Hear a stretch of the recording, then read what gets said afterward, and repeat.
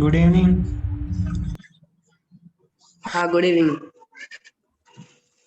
तो शुरू करें। हाँ, ओके। और कल का होमवर्क किया? चैप्टर तो पढ़ लिया था लेकिन वो थर्ड वाला क्वेश्चन समझ में नहीं आ रहा था फिर। हाँ, वो थोड़ा मुश्किल था। चलो ठीक है, मैं बताता हूँ। पहले वही बता दूँ ना? हम्म। क्या? पहले क्वेश्चन ही बता दूँ ना? हाँ हाँ। ठीक है, चलो।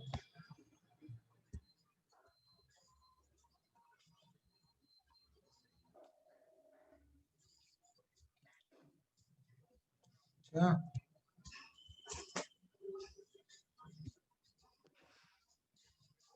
1 मिनट वेट करना। हाँ,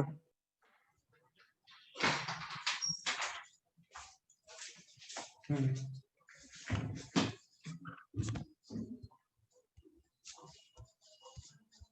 चलो, ये वाला क्वेश्चन था, क्वेश्चन नंबर 2। तो इसमें क्या बोल रहे हैं? तुम्हें क्या समझ में आया क्वेश्चन से, एक बार बताओ मुझे।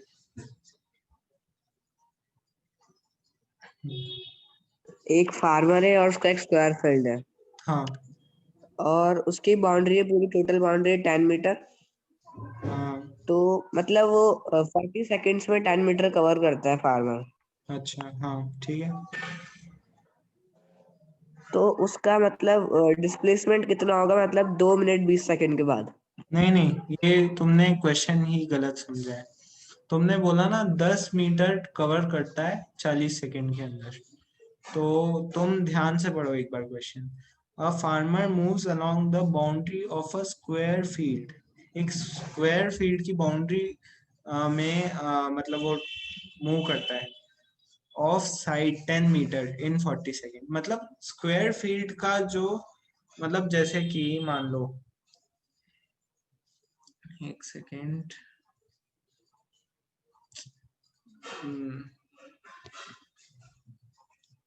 जैसे कि देखो, ये, एक सेकेंड में इसे हटा देता हूँ, वो कचरा हो रहा है। ठीक है। अब देखो तुम, इसमें ये एक स्क्वायर फील्ड है। ठीक है। इसकी ये एक बाउंड्री 10 मीटर की है। ठीक है। तो फिर ये इस पूरे का पैरामीटर कितना हो जाएगा?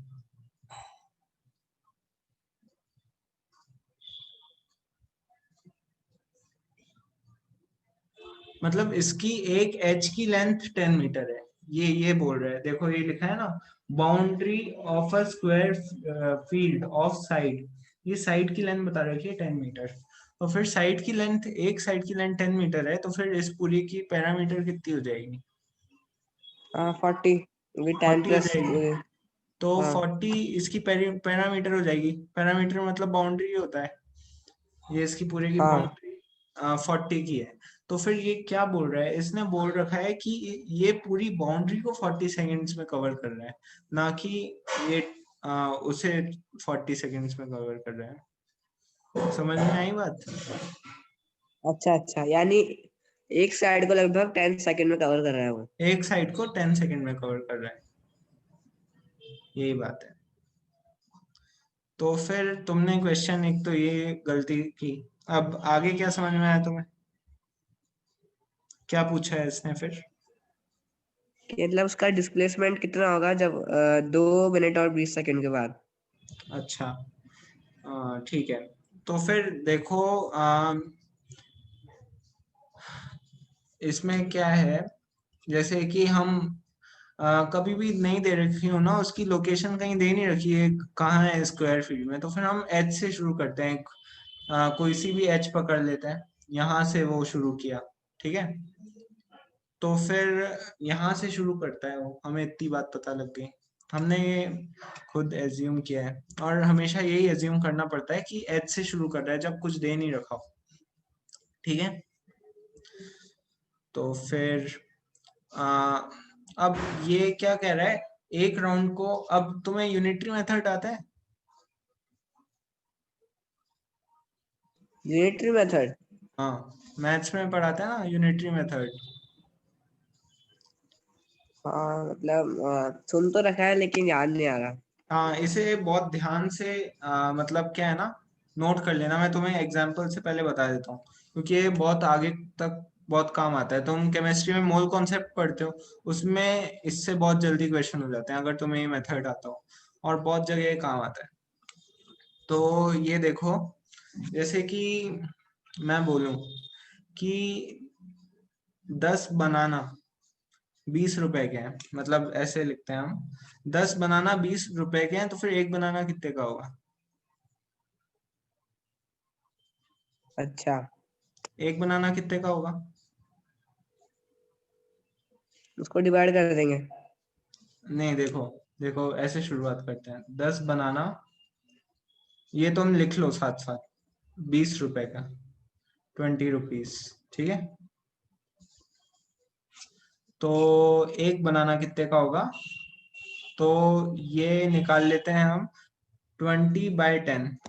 तो इसे हो जाएगा इक्वल्स टू 2 रुपीज। 2 रुपए का एक बनाना हो गया, ठीक है। तो हमें पूछा कि 5 बनाना कितने के होंगे, तो फिर 5 बनाना होंगे, तो फिर 2 into 5, 2 रुपीज into 5 बनाना, तो फिर 10 रुपीज। समझ में आई ये बात? इसे कहते हैं हम यूनिटरी मेथड। अच्छा। ठीक है, इसे नोट कर लो एक बार पहले, अच्छे से नोट कर लो। जैसे कि हमें पूछते हैं कई बार, ये बहुत जगह काम आता है।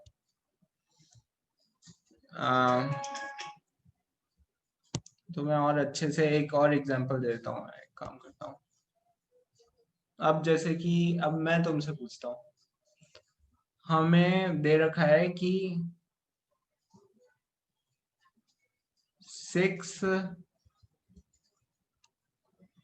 6 आइसक्रीम्स है ना, ये है 30 रुपीज की, 30 रुपीज की है, ये हमें दे रखा है। और हमें निकालना है, हमें फाइंड आउट करना है कि 9 आइसक्रीम्स कितने की होंगी।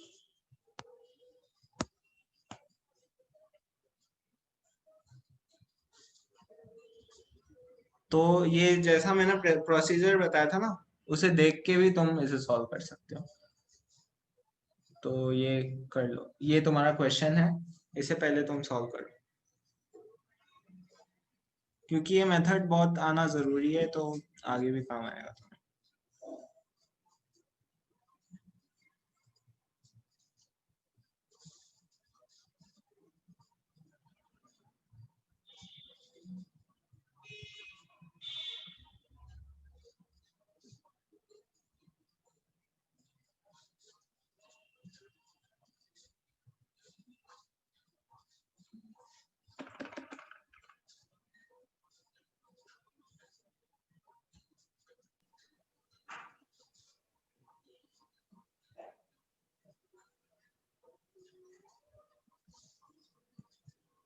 हाँ। आया? हाँ। क्या है आंसर? 45। बिल्कुल सही, आ गया तुम्हें मेथड। मतलब 3 स्टेप में करना है इसे। पहला स्टेप कि हमने एक बनाना का निकाल लिया। अरे तो हमने वो मतलब 6 को 30 से डिवाइड करके 5 निकाल लिया, बिल्कुल। फिर 5 को 9 से डिवाइड कर मल्टीप्लाई कर हाँ, दिया। तो इसे 3 स्टेप में करना है हमेशा, कि हमने हमें बहुत सारे प्रोडक्ट्स की वैल्यू दे रखी है, तो फिर एक प्रोडक्ट का निकालो। फिर फिर जितने प्रोडक्ट्स हमें निकालने हैं उनका, तो फिर उससे उससे मल्टीप्लाई कर दो।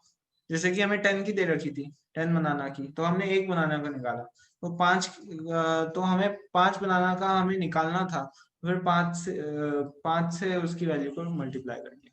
ये 3 स्टेप्स हमेशा फॉलो करने हैं। तो इस क्वेश्चन में तुम ये निकालो कि, मतलब मैं अब सिखाता हूँ तुम्हें कि, रुको, ये एक एक राउंड 40 सेकंड्स में कवर कर रहा है। नहीं, एक सेकंड। रुको।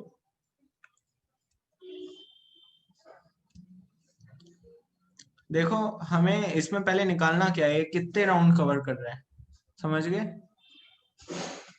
कितने राउंड इसने कवर किए इसके 2 मिनट 20 सेकंड के अंदर। तो 2 मिनट 20 सेकंड में कितने सेकंड्स होते हैं, बताओ?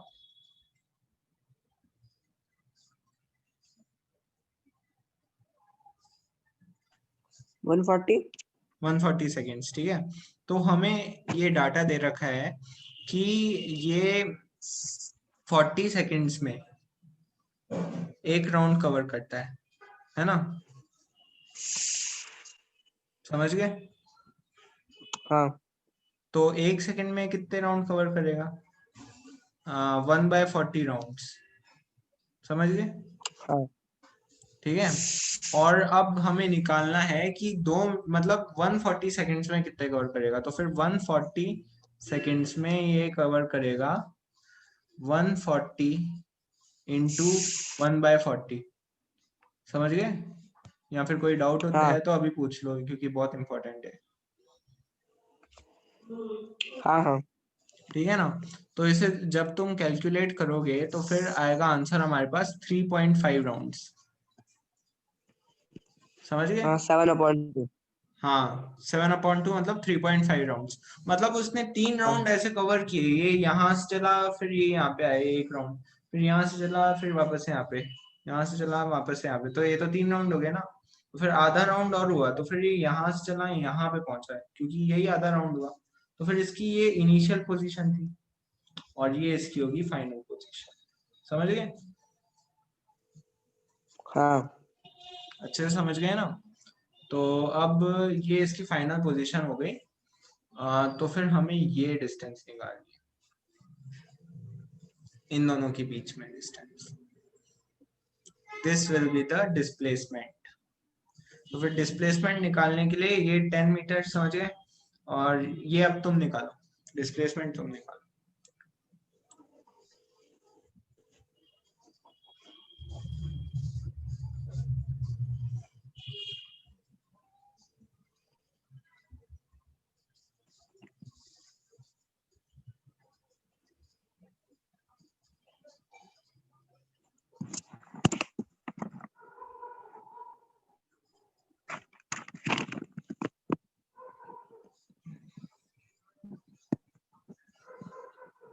डिस्प्लेसमेंट ही पूछ रहे हैं, तो फिर डिस्प्लेसमेंट निकालो, डिस्टेंस तो पूछा नहीं है।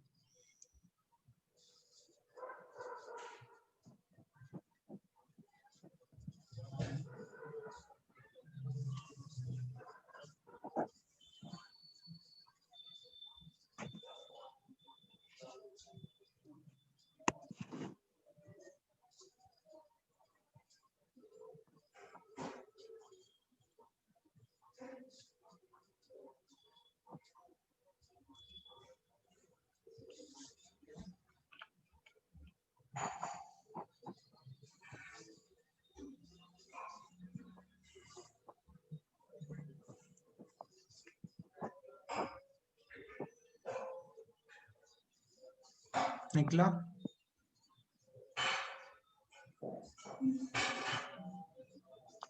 हाँ बस 1 मिनट।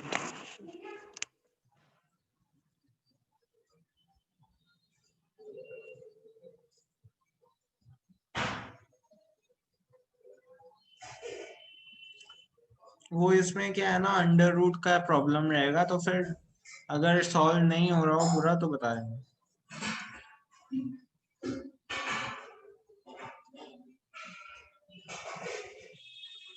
हाँ मतलब आंसर स्क्वायर रूट 200 का स्क्वायर रूट आ रहा है। नहीं है, square root of 200 Pythagoras theorem से क्या होगा। तो फिर हाँ। देखो, हाँ। अगर तुम्हें स्क्वायर रूट ऑफ 200 भी आ जाए और अगर तुम्हें वहां पे नंबर में आंसर लिखना हो, जैसे कि स्क्वायर रूट में नहीं लिखना हो, तो फिर तुम कैसे करोगे? जैसे कि तुम्हें पता होगा 13 का स्क्वायर पता है तुम्हें? शायद 169 होता है। 169। 14 का? 14 का पता नहीं। 14 का 196 होता है, ये तुम्हें 15 तक के तो कम से कम याद होनी चाहिए, वैसे 20 तक के होने चाहिए। तो फिर 14 का होता है 196 होता है, ठीक है। और 14 के बाद क्या आता है, 15 आता है, 15 का 225 आता है होता है। तो फिर देखो 14 के सिर्फ 4 नंबर बाद ये आ रहा है 200। तो फिर इसका मतलब है कि अंडर रूट 200 की वैल्यू 14 के आसपास ही होगी, 14 से थोड़ी सी ज्यादा होगी, समझ गए। फिर 14 हाँ पॉइंट समथिंग तुम लिख सकते हो, अप्रोक्सीमेटली तुम 14 भी लिख सकते हो, ठीक है। तो फिर ऐसे करना है तुम्हें। अच्छा। तुमने सॉल्व तो बिल्कुल सही कर ही लिया, अब वापस से ऐसा सवाल है तो तुम कर सकते हो। आ गया समझ में, या वापस से समझाऊं? आया। हाँ, आ हाँ गया आया। क्या? ठीक है, अब नेक्स्ट टॉपिक हम शुरू करते हैं। नहीं, नेक्स्ट टॉपिक क्या, अभी तो पहले का भी थोड़ा बचा था, यहाँ पे तक हुआ था पहले।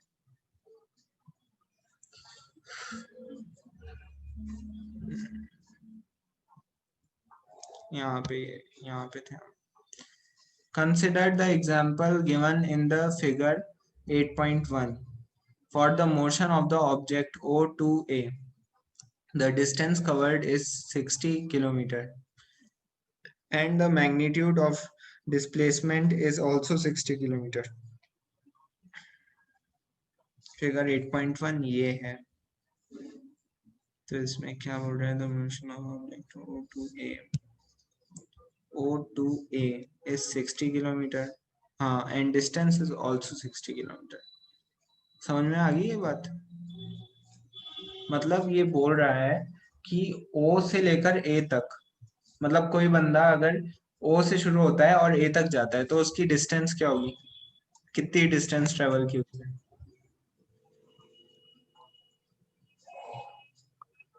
60। 60 ना। और हम्म। डिस्प्लेसमेंट कितनी ट्रेवल की? 60। तो फिर यही वो केस होता है जब distance is equal to displacement, जब वो बिल्कुल स्ट्रेट लाइन में ट्रेवल कर रहा है। अब अगर ये पीछे मुड़ गया तो फिर distance is greater than the displacement, क्योंकि डिस्प्लेसमेंट कम हो जाएगा हाँ 5, समझ गए।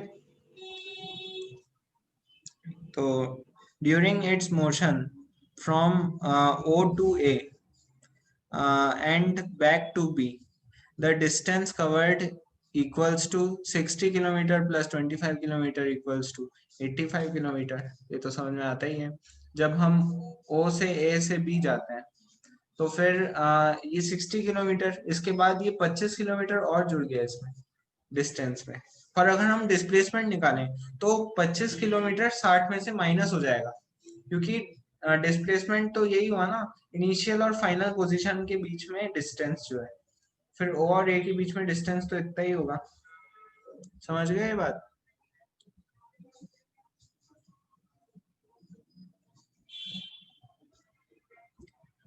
हम्म, एक बार वापस से समझा था, रुको, ये तो एक तो बहुत कचरा हो रहा है यहाँ पे। हाँ आ गया समझ में? हाँ, यही वाला थोड़ा, ना, वो डिस्प्लेसमेंट डिस्टेंस। हाँ, हाँ एक बार वापस से समझा देता हूँ तुम्हें। जैसे कि ये कह रहा है कि हम O से शुरू हुए, फिर A के पास, मतलब हम O से शुरू हुए और A के पास गए, फिर वापस से मुड़ के B के पास चले गए। तो फिर इसमें क्या होगा, डिस्टेंस डिस्टेंस होगा 60 प्लस 25, क्योंकि ये डिस्टेंस ये हो गया 25, ये हो गया 60, तो फिर ये तो डिस्टेंस हो गया। पर डिस्प्लेसमेंट में क्या हुआ, डिस्प्लेसमेंट तो सिर्फ इतना सा ही है ना, क्योंकि इनिशियल पोजीशन और फाइनल पोजीशन के बीच में जो शॉर्टेस्ट डिस्टेंस होता है वो होता है डिस्प्लेसमेंट। तो फिर इसमें क्या होगा, 60 माइनस 25 होगा डिस्प्लेसमेंट, डिस्प्लेसमेंट होगा 60 माइनस 25। समझ गए? ये वैसे समझा ही चुका हूं मैं। चलो आगे बढ़ते हैं। Thus the magnitude of displacement is 35 and is not equal to the path length, which is 85 km. Further, we will notice that the magnitude of the displacement for a course of motion may be zero, but the corresponding distance covered is not zero. ये बात समझ में आ गई बात?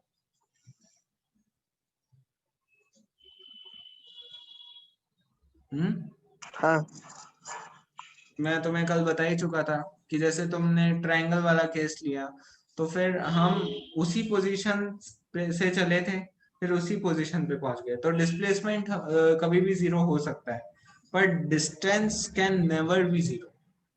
Distance कभी zero नहीं हो सकता. समझिए? हाँ डिस्टेंस भी जीरो हो सकता है. डिस्टेंस जीरो नहीं हो सकता, पर डिस्प्लेसमेंट जीरो हो सकता है.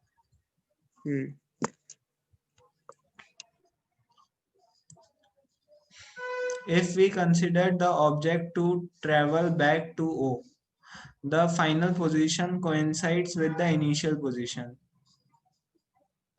and therefore the displacement is zero.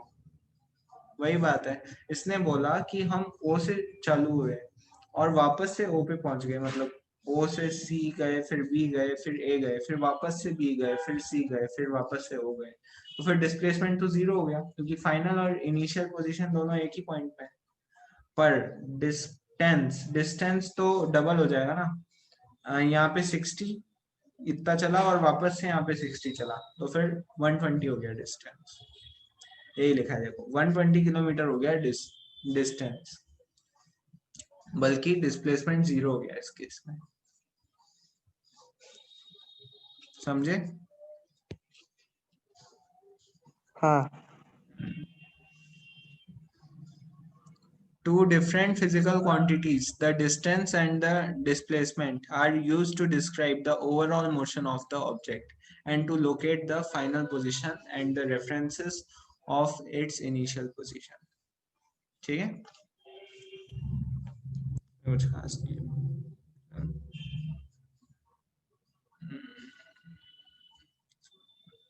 और इसमें देखो एक क्वेश्चन तुम्हारे आ सकता है, बहुत एक इम्पोर्टेंट क्वेश्चन है कि automobiles are fitted with a device that shows the distance traveled. Such a device is known as odometer. इसे भी तुम अपने नोट्स में लिख लो एक पॉइंट करके. ठीक है, ये आ सकता है.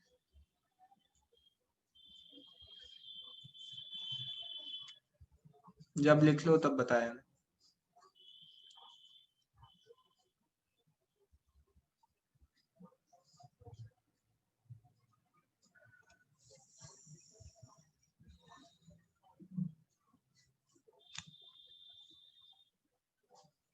लिख लिया? हाँ.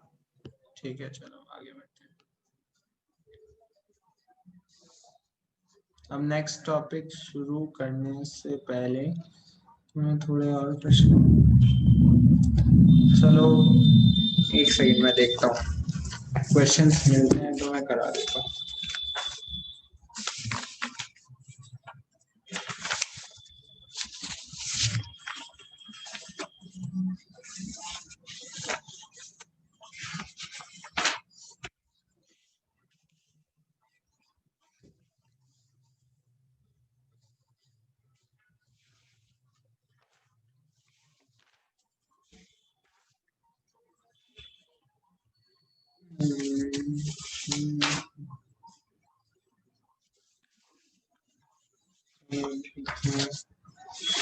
चलो फिर बाद में देखेंगे, मैं तुम्हें होमवर्क में दे दूंगा. नेक्स्ट टॉपिक शुरू करते हैं. Uniform motion and non uniform motion. ठीक है, एक अपने नोट्स में एक बार टॉपिक डाल लो यूनिफॉर्म मोशन, उसकी डेफिनेशन हम लिखने वाले. पहले डेफिनेशन लिखवा देता हूँ तुम्हें, उसके बाद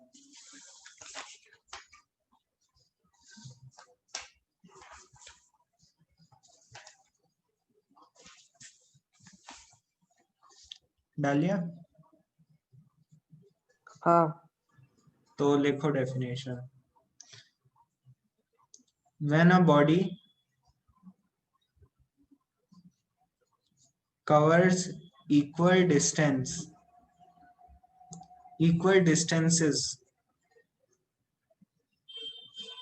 when a body covers equal distances in equal intervals of time.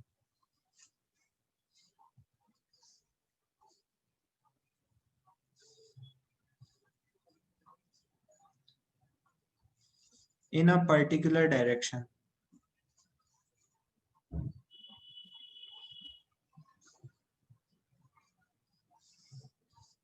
Then एक बार मैं वापस बोलता हूँ.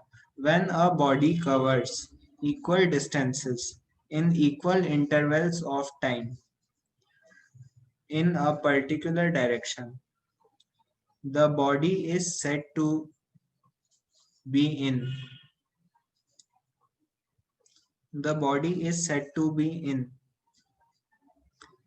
uniform motion. ये थोड़ी कंप्लीट डेफिनेशन है, मतलब इसमें थोड़ी इनकम्प्लीट दे रखी है, मैं तुम्हें कंप्लीट लिखवा दी है, पर एग्जाम में आए तो तुम यही लिख सकते हो, मैं समझाने के पर्पस.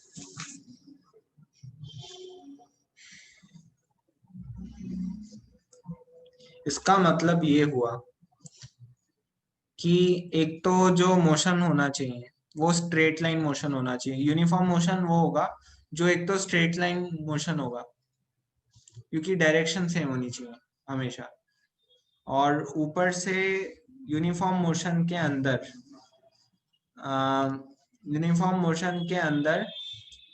जो क्या है ना, जैसे कि तुम्हें एग्जांपल दूं कि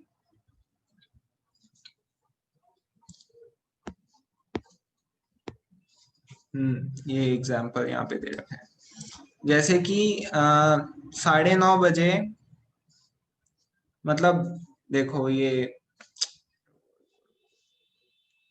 ठीक है, यही सही है. इसने 9:30 बजे इसने 10 मीटर, रुको यार एग्जांपल अच्छा नहीं मिल रहा, अलग से समझाता हूँ.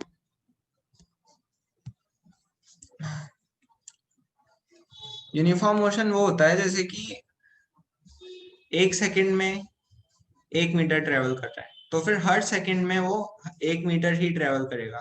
मतलब जैसे कि पहले सेकंड में उसने 1 मीटर ट्रेवल किया, तो दूसरे मतलब सेकंड में भी इक्वल उसने डिस्टेंस हाँ, और equal equal distance interval of time. In equal interval of time मतलब जैसे कि 1 सेकंड, पहले सेकंड में उसने जब 1 मीटर ट्रेवल किया, तो दूसरे सेकंड में भी वो 1 ही मीटर ट्रेवल करेगा. ऐसा नहीं है कि उसकी स्पीड बढ़ गई और वो 2 मीटर ट्रेवल कर गया. पहले में 1 मीटर, पहले सेकंड में 1 मीटर, तो दूसरे में भी 1 मीटर, तो और एक तीसरे यूनिफॉर्म सेकंड में भी स्पीड 1 मीटर. रहेगी. हाँ, चौथे में भी 1 मीटर. ऐसे अगर हम 100 सेकंड तक चले जाएं तब भी 1 मीटर ट्रेवल करेगा, तो फिर इसे कहते हैं हम यूनिफॉर्म मोशन.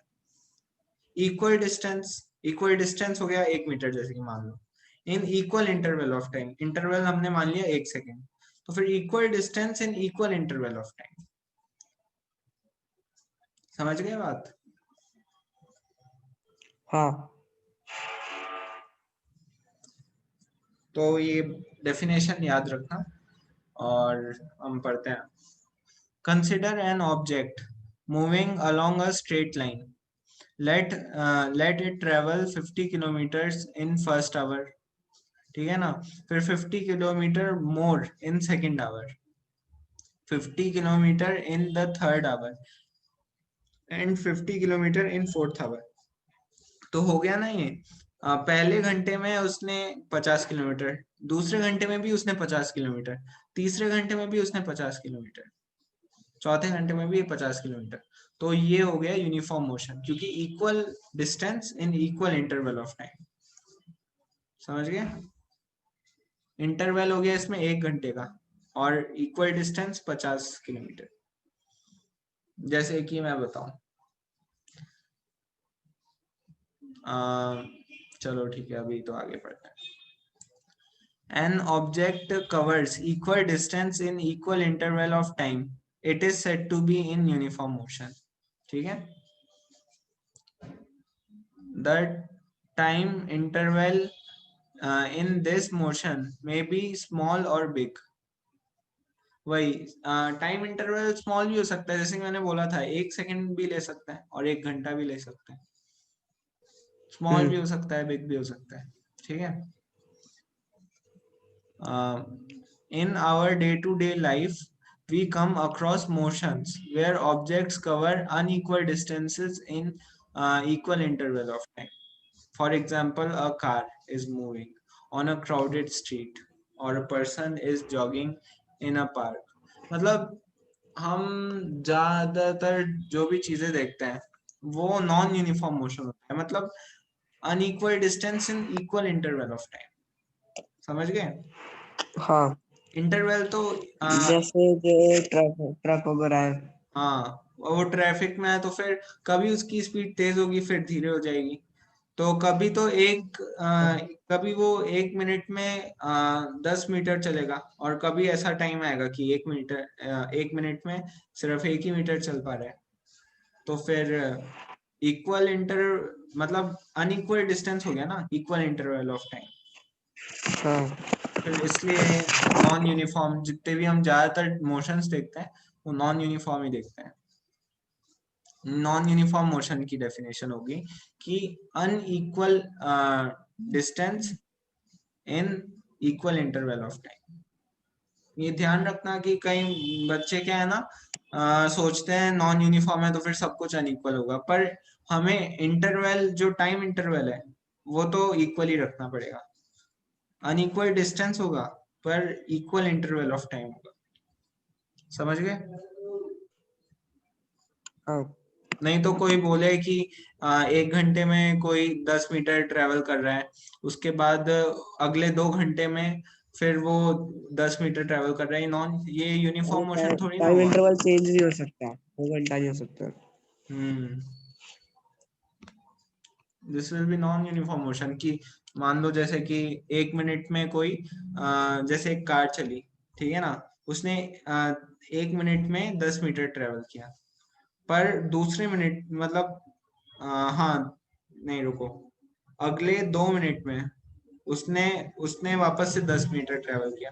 तो फिर ये नॉन यूनिफॉर्म हुआ ना, क्योंकि पहले जब पहले 1 मिनट में उसने 10 मीटर ट्रेवल कर लिया था तो अगले 2 मिनट में उसे 20 मीटर ट्रेवल करना चाहिए था। इसलिए हम हमेशा इक्वल इंटरवल ऑफ टाइम बोलते हैं, कभी भी अनइक्वल नहीं बोलते। समझ गए?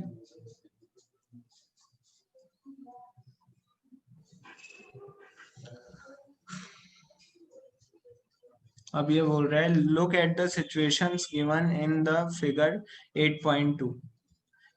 If the bowling speed is 143 kilometer per hour in figure 8.2a, what does it mean? देखो, फिगर 8.1 है, 8.2 इसमें ये बोल रहा है कि ये इसमें इसकी स्पीड ये देखो, ये दे रखी ना 143 किलोमीटर पर आवर। तो इसका मतलब क्या हुआ?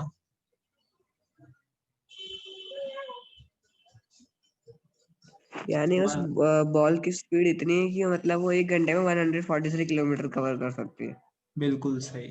तो इसका तुम्हें बिल्कुल समझ में आ गया है कि 143 किलोमीटर 1 घंटे में कवर कर सकती है। समझ गए? तो बिल्कुल सही है।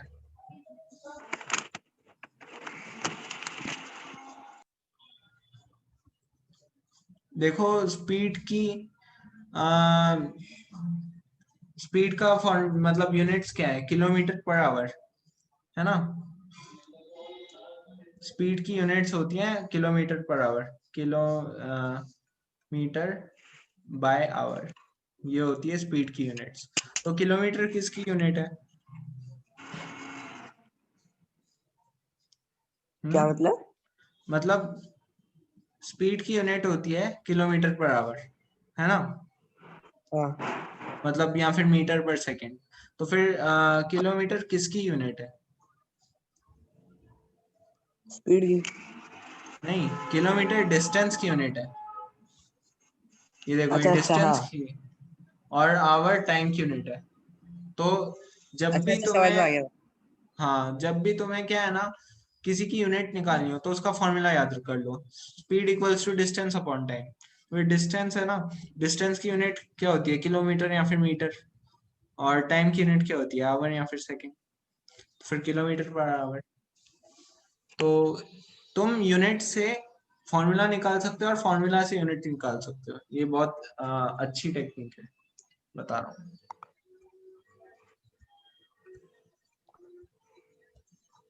अब आगे चलते हैं।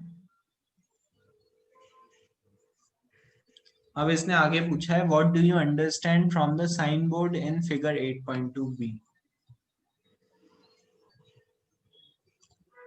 अब ये भी तुम बता ही दोगे कि वही बात है, कुछ खास नहीं। ठीक है, अब आगे चलते हैं। डिफरेंट ऑब्जेक्ट्स में take different amounts of time to cover a given distance.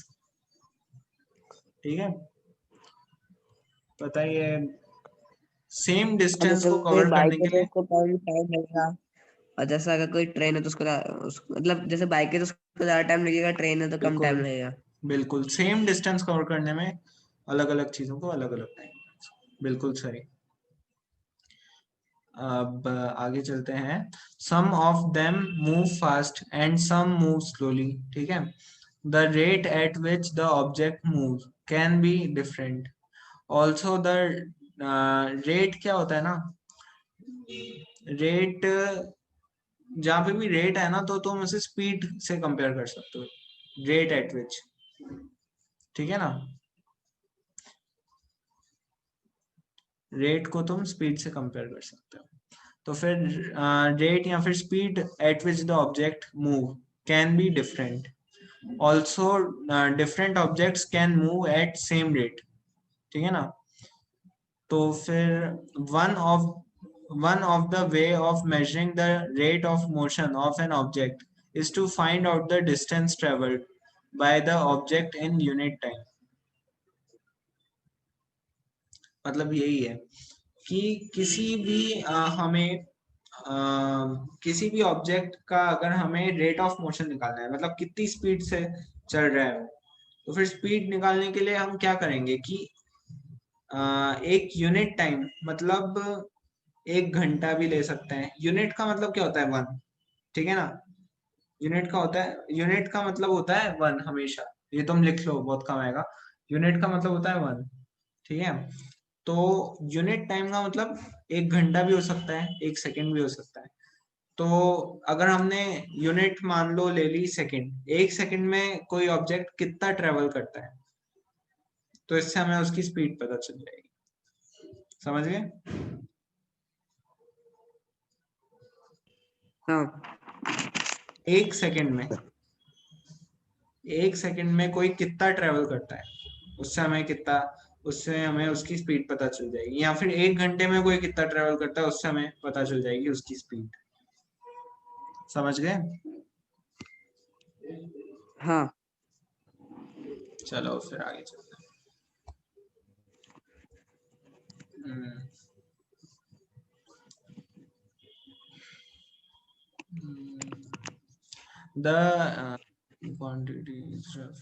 The quantity is referred to as the speed। वही जो इस रेट ऑफ मोशन को मैंने तुम्हें पहले ही बता दिया था कि रेट ऑफ मोशन को तुम स्पीड से भी कंपेयर कर सकते हो। The rate of motion is called speed.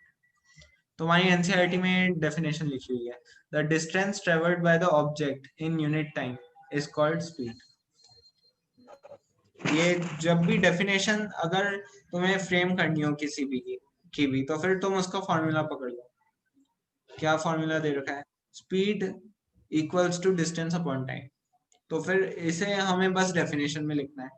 Speed can be defined as the distance travelled per unit time.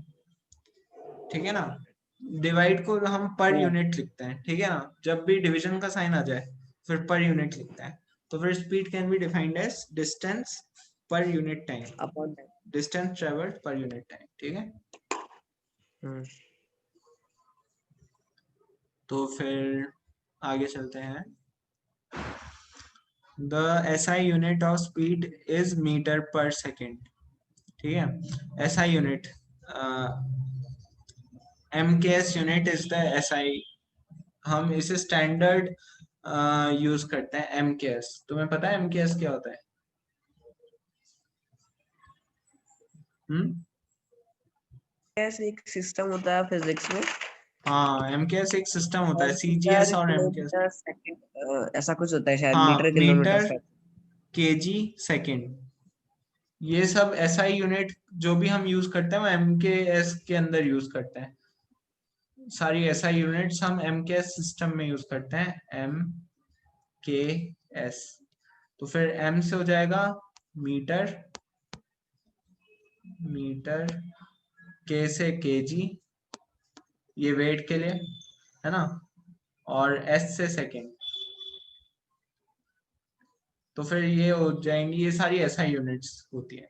वो CGS दूसरी यूनिट्स होती हैं, C से सेंटीमीटर, G से ग्राम और S से सेकंड। समझ गए? तो फिर इसकी स्टैंडर्ड बतानी है ना हमें, तो फिर स्टैंडर्ड तो मीटर और सेकंड में होगी, तो फिर SI मीटर यूनिट पर होगी सेकंड। हमारी मीटर पर सेकंड। तो अदर यूनिट्स इसने बता ही दिया, सेंटीमीटर पर सेकंड या फिर किलोमीटर पर आवर। तो चलो आगे।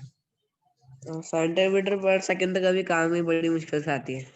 हाँ, में मतलब सेंटीमीटर बहुत छोटा हो जाता है ना, स्टैंडर्ड हम वो लेते हैं जो जिससे हमें आसानी रहे, तो फिर मीटर ठीक हाँ, यूनिट है। मीडियम यानी। हम्म।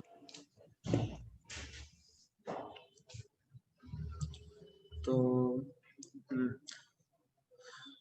To specify the speed of an object we require only its magnitude.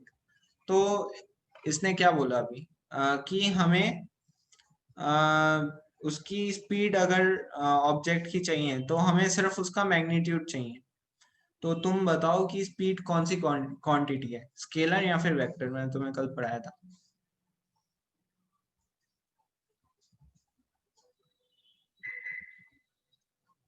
क्या? मतलब इसने बोला है ना, एक इम्पोर्टेंट बात बोली है इसने कि speed, to specify speed of an object we require only magnitude. मतलब हम सिर्फ मैग्नीट्यूड को ही देखते हैं, डायरेक्शन वायरेक्शन नहीं देखते हम। समझ गए? हाँ, तो स्पीड स्केलर क्वांटिटी है। कौन सी? स्केलर। स्केलर, हाँ सही। स्केलर क्वांटिटी वही होती है ना जिसमें डायरेक्शन का कोई डायरेक्शन इंपॉर्टेंस नहीं होता है। होता, ना कोई साइन वाइन भी नहीं होता, ना पॉजिटिव ना नेगेटिव। हाँ, ठीक है, मैग्नीट्यूड भी। हाँ, कुछ नहीं होता, बस बस ओनली नंबर, मैग्नीट्यूड। एक सेकेंड रुक जाओ।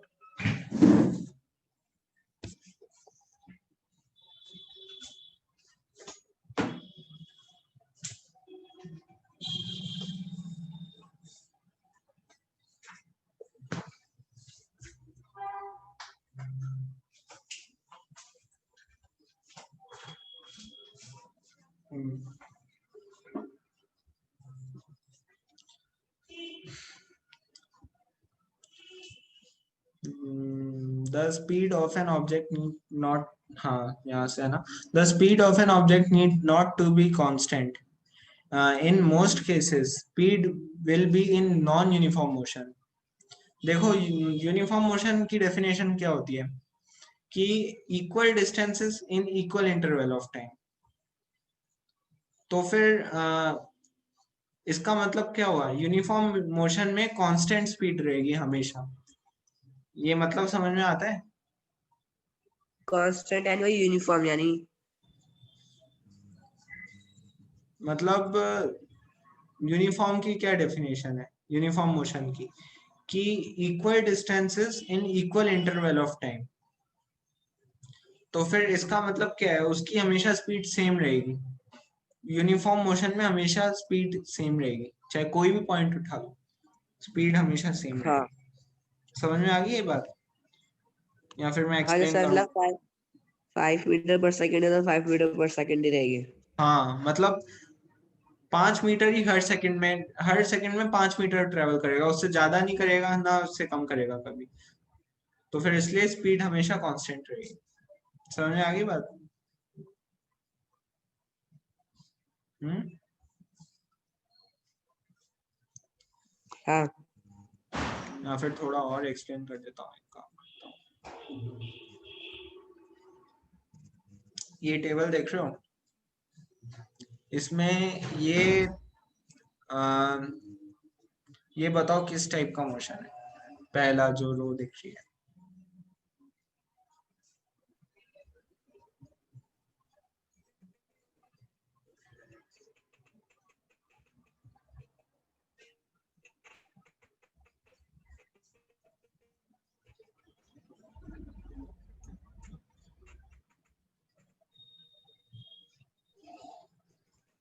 हम्म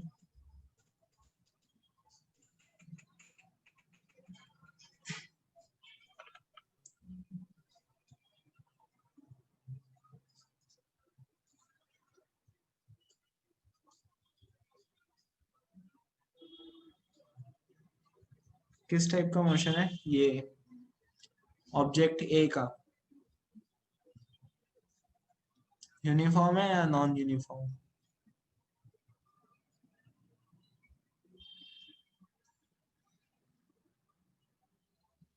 यूनिफॉर्म है, वाई? क्योंकि 9:30 पे वो 10 मीटर चला था और 9:45 यानी 15 मिनट्स बाद वो 15 मिनट बाद वो 10 मीटर चला, और उसके 15 मिनट बाद वापस से 10 मीटर चला, उसके 15 मिनट बाद वापस से 10 मीटर चला। तो इक्वल इंटरवल हो गया ना 15 मिनट हर में।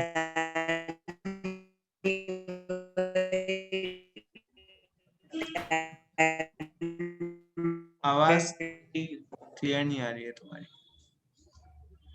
हाँ वो एक्चुअली फोन आ गया था। अच्छा, तो समझ में आ गई ना बात। इक्वल इसमें इंटरवल, टाइम इंटरवल कितना है? हाँ तो 15 टाइम इंटरवल 15 मिनट्स का इक्वल है और वो 15 डिस्टेंस भी मिनट्स 10 मीटर है। बिल्कुल। तो फिर इसलिए यूनिफॉर्म मोशन हो गया। तो इसमें अगर इसमें तुम स्पीड निकाल के बताओ, ऑब्जेक्ट ए की तुम स्पीड निकाल के बताओ। हाँ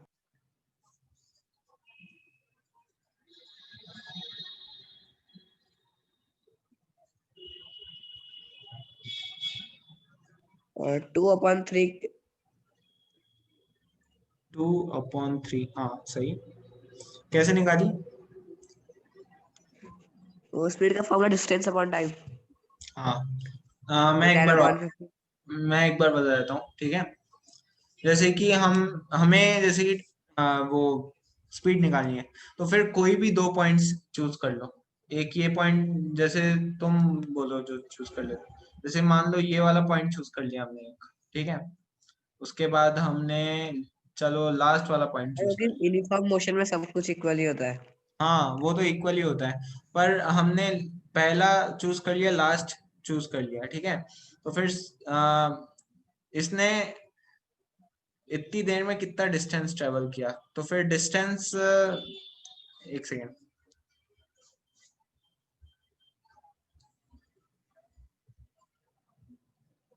स्पीड होता है डिस्टेंस अपॉन टाइम। तो फिर स्पीड होता है डिस्टेंस अपॉन टाइम, तो फिर डिस्टेंस हो गया इसका 70 - 10, है ना। और टाइम हो गया इसका 9:30 से 11 बज गए, तो फिर ये कितना टाइम हो गया? आधा घंटा प्लस 1 घंटा, मतलब 90 मिनट्स, 1.5। है ना, 90 मिनट। हाँ तो फिर 90 मिनट्स है ना, तो 60/90। तो ये क्या हो जाएगा, इसे सॉल्व करोगे तो 2/3 तब भी आएगा। वही आया। तब भी वही आएगा। और अगर अब तुम इसे ले लोगे और इसके पास वाले को ले लोगे, उसके साथ ऐसा करोगे तो भी सेम वैल्यू आएगी, इसके साथ और ये दोनों ले लोगे हाँ तो भी सेम वैल्यू आएगी। तो ये स्पीड निकालने का तरीका होता है यूनिफॉर्म मोशन में, ऐसे सवाल आ जाते हैं तुम्हारे। हाँ। अब इसमें मैं बोलूं कि आ, जब ये यहाँ की स्पीड निकालो, रुको, इन दोनों के बीच की स्पीड निकालो तुम। Object B. पहले बताओ ऑब्जेक्ट बी कौन सा मोशन कर रहा है? ये नॉन यूनिफॉर्म। बिल्कुल नॉन यूनिफॉर्म कर रहे हैं। तो अब तुम ऑब्जेक्ट बी की इन दोनों के बीच में स्पीड निकालो। 12 के अलग से और 19 के अलग से। हाँ नहीं नहीं नहीं, इन दोनों के बीच की स्पीड। मतलब जब ये यहां से यहां गया तो इसकी स्पीड कितनी थी, ये निकालो।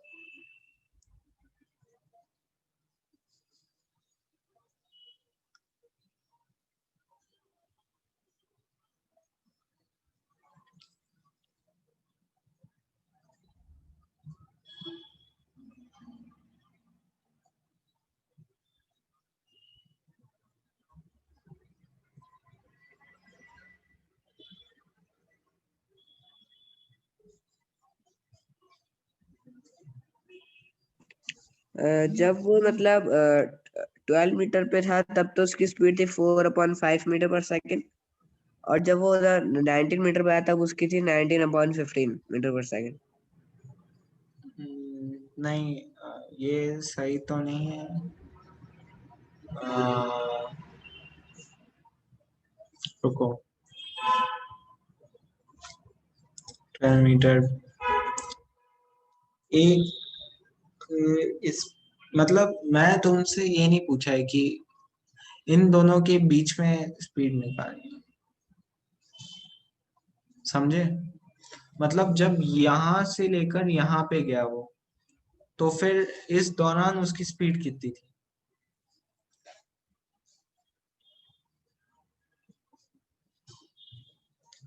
रुको मैं बताता हूँ। चलो छोड़ो इसे। ये मैं तुम्हें सवाल जब मेरे को मिल जाएगा ना इसका सवाल कोई अच्छा सा, तो उससे करके बताऊंगा तो ज्यादा अच्छा रहेगा। इसमें करके बताने में हाँ मजा नहीं आएगा। ठीक है ना? यूनिफॉर्म में निकालना बहुत आसान है। उसमें कोई भी हाँ। 2 पॉइंट पकड़ लो दोनों के बीच में। ठीक है, चलो अब आगे बढ़ते हैं।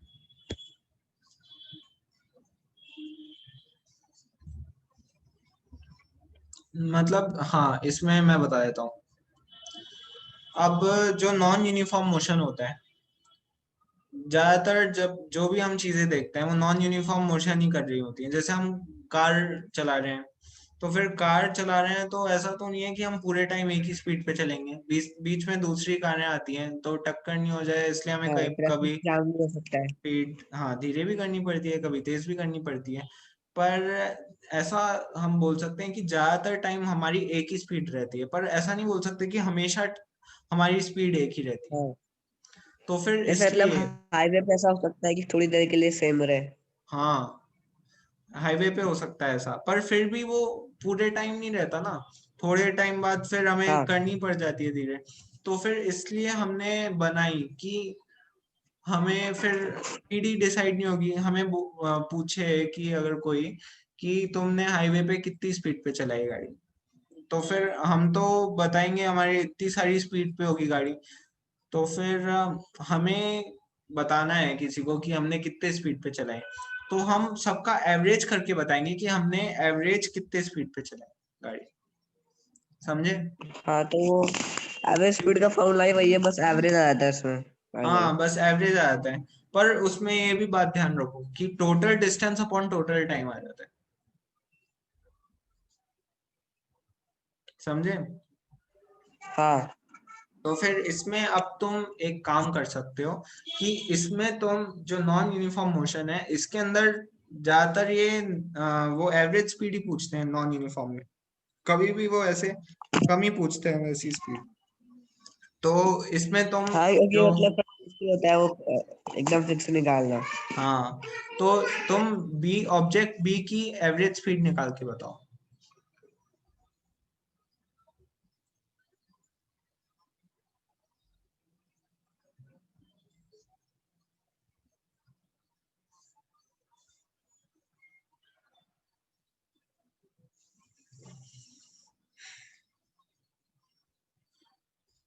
4/5। 4/5 चेक करता हूँ मैं। तो कैसे किया तुमने कि ऐसे किया होगा 40 टोटल डिस्टेंस कितना हो गया 44 -12 है ना। तो ये टोटल डिस्टेंस हो गया हमारे पास, कितना आ जाएगा ये 32 आ जाएगा। ठीक है 32 डिस्टेंस इसने यहाँ से लेकर यहाँ तक 32 मीटर ट्रेवल किया इसने। और टोटल टाइम कितना हो गया 90 मिनट्स हम पहले निकाल ही चुके थे। तो फिर 32/90 ये इसका आंसर है। तुमने क्या निकाला था वैसे आंसर? हाँ वो थोड़ा गलत हो गया था मेरे से, कैसे किया तुमने वैसे? मैंने वही स्पीड का निकाल लिया। कब की स्पीड का मतलब कैसे, तुम बताओ तुमने क्या किया? 12/15 कर लिया था। अच्छा 12/15 वो तो इस टाइम पे उसकी स्पीड हो गई, समझे? इसने हाँ मतलब इस ऑब्जेक्ट बी की स्पीड 9:30 पे कुछ और थी, 9:45 पे कुछ और है, 10 बजे कुछ और है, इन सब पोजीशन पे कुछ और है, समझे? हाँ तो फिर हमें तो एवरेज स्पीड निकालनी है ना। तो फिर एवरेज स्पीड निकालने के लिए हमें total distance upon total time करना पड़ेगा। तो फिर टोटल टाइम कितना होगा, ये दिस माइनस दिस, मतलब टोटल टाइम हमने निकाल लिया 9:30 से 11 तक 1.5 घंटा होता है, समझे? तो फिर 1.5 घंटा मतलब 90 मिनट। 90 मिनट्स। और टोटल डिस्टेंस इसने कितना ट्रेवल किया 9:30 पे इसने 12 था, और ये 44, रुको मैंने भी गलत कर दिया रुको रुको 44 is the total distance actually। हाँ 44। तो फिर ऐसे ही करना है, समझे? समझ में आई हाँ बात? 22/45 आएगा फिर आंसर। नहीं रुको 1 मिनट, 1 मिनट जो पहले किया था वो सही था मेरा, क्योंकि इसने जब 9:30 बजे तक ये 12 मीटर ट्रेवल कर चुका था, तो फिर 44 -12 करना पड़ेगा हमें। क्योंकि वो कर चुका था पहले। हाँ पहले कर चुका था, समझे? तो फिर 44 -12 इसका, मैं ऐसा सवाल कल तो मैं देख के बताता हूँ, ठीक है? तो हाँ अब तुम एक काम कर सकते हो, अभी कितना टाइम हो रहा है? हाँ टाइम हो गया वैसे भी। हो गया क्या? चाहो तो और पढ़ा दूं मैं, नहीं तो अगर तुम्हारा टाइम हो गया है तो फिर बंद करें। चलो एक सवाल कर लेते हाँ हैं। मतलब टाइम तो हो गया, लेकिन कोई होमवर्क देना है तो दे दो। अच्छा नहीं, पहले एक सवाल कर लो तुम, एग्जाम्पल 8.1 अभी। अच्छा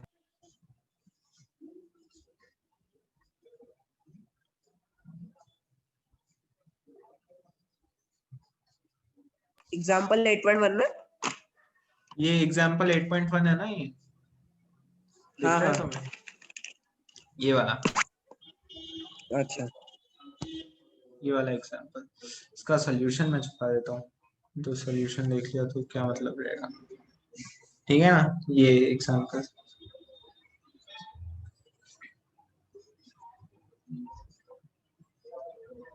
थोड़ा और enlarge कर देता हूँ।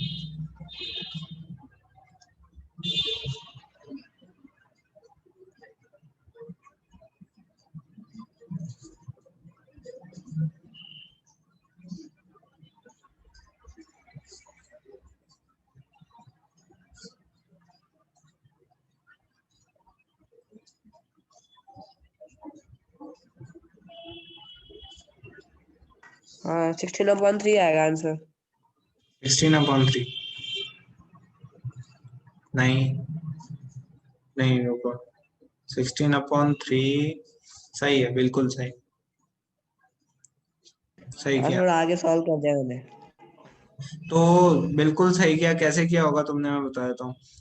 देखो, हाँ मतलब तो वैसे क्वेश्चन देखते से आ गया 16 + 16 और 4 हाँ + 2। वही वही, ठीक है ना, बहुत आसान हाँ क्वेश्चन था वैसे।